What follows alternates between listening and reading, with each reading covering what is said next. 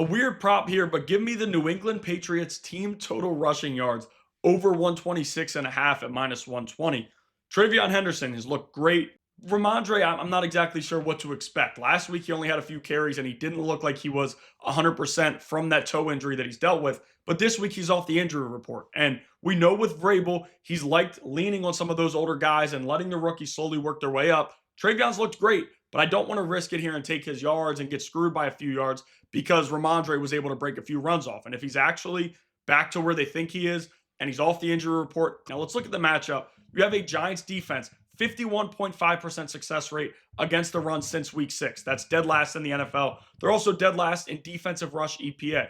A big number also to look at, 2.73 yards before contact they're allowing, which is by far the most in the NFL. The Patriots are over this in just one of their last four, but for 3 of those games, they were without Ramondre Stevenson. Now, I said it before, if he's still banged up, this is going to be a tough prop to cash, but if he's off the injury report, they should feel pretty good about where he's at. He was banged up during the week, but ends up ultimately off the report. Drake May's rushing ability is also a massive factor in this prop right here. Drake May has 20 plus rushing yards in 5 of his last 7, and he's also cleared 60 in a few of those matchups. Let's look at what the Giants defense has done in recent weeks. Against the Lions, they allowed 237 rushing yards just to Jahmyr Gibbs himself.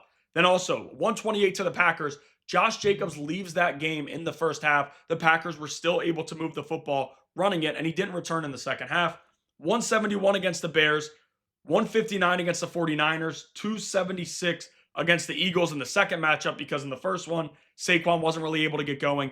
That's been Saquon's only big game of the year, quite honestly. And then also 142 against the Broncos. 6 straight weeks they've allowed opposing offenses over this rushing number.